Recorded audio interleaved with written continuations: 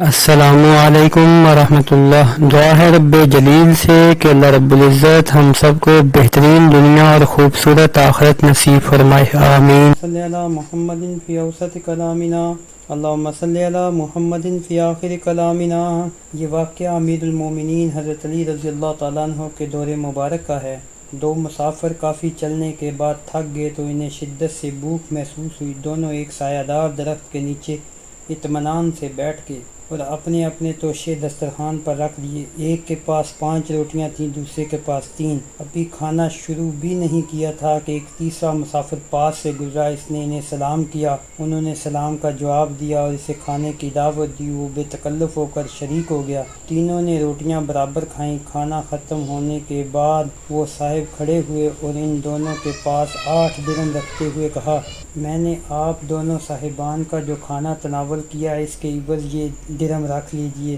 وہ صاحب تو دام دے کر چلے گئے، مگر ان دونوں حضرات کے درمیان بٹوارے کو لے کر تنازع جھگڑا شروع ہو گیا۔ جن صاحب کی 5 روٹیاں تھیں، ان کا کہنا تھا کہ 5 درہم میرے اور 3 تمہارے۔ انہوں نے یہ فیصلہ شاید اس لیے کیا کہ وہ سمجھ رہے تھے کہ رقم دینے والے نے 8 درہم اس لیے دیے ہیں کہ ہر روٹی کے عوض 1 درہم دیا ہے، اس لیے 5 روٹی کے مالک اپنے حق میں 5 درہم رکھنا چاہتے تھے اور دوسرے صاحب کو 3 روٹی کے عوض 3 درہم دینا چاہتے، مگر دوسرے صاحب 3 درہم لینے پر تیار نہیں تھے۔ ان کا کہنا تھا کہ یہ رقم چونکہ دونوں کو ایک ساتھ دی ہے، اس لیے اس کے برابر حصے کیے جائیں۔ اس طرح میرے حصے میں 4 درہم آنے چاہیے۔ وہ 4 درہم لینے کے لیے باضد تھے۔ آخر باہمی گفت و شنید کہنے سننے سے مسئلہ حل نہ ہو سکا تو امیر المومنین حضرت علی رضی اللہ تعالیٰ عنہ کی بارگاہ میں فیصلے کے لیے حاضر ہوئے۔ دونوں نے پورا واقعہ تفصیل سے بیان کر دیا۔ پورا واقعہ سننے کے بعد آپ رضی اللہ تعالیٰ عنہ نے 3 روٹیاں والے سے فرمایا،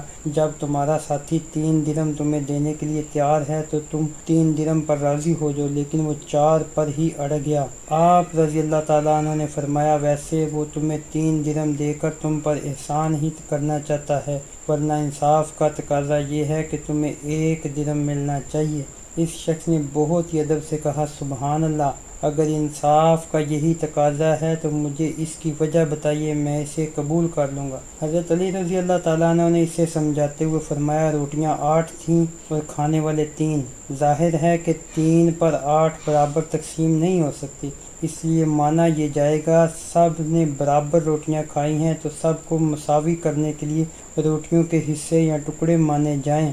ہر روٹی کو 3 ٹکڑوں میں تقسیم کیا جائے۔ اس طرح 8 روٹیوں کے 24 ٹکڑے ہوئے۔ اس حساب سے ہر شخص نے روٹی کے 8 ٹکڑے کھائے۔ اب چونکہ تمہاری 3 روٹیاں تھیں، اس لیے اس کے 9 ٹکڑے ہوئے، جس میں سے 8 ٹکڑے تم نے کھا لیے، باقی بچا 1 ٹکڑا جو تیسرے شخص نے کھایا۔ تمہارے ساتھی کے پاس 5 روٹیاں تھیں، اس کے 15 ٹکڑے ہوئے، جن میں سے 8 ٹکڑے اس نے کھائے، باقی 7 ٹکڑے جو تیسرے صاحب تھے انہوں نے کھائے۔ تو معلوم ہوا اس شخص نے تمہاری روٹی کا صرف 1 ہی ٹکڑا کھایا ہے، اس لیے تمہارے حق میں صرف 1 درہم ہے، اور تیسرے نے اس ساتھی کی حصے کی روٹی کے 7 ٹکڑے کھائے ہیں، اس لیے اس کا حق 7 درہم ہے۔ وہ شخص اس فیصلے پر راضی ہو گیا۔ غور فرمائیے، مقدمہ کتنا پیچیدہ تھا، اتنی آسانی سے فیصلہ ہو گیا۔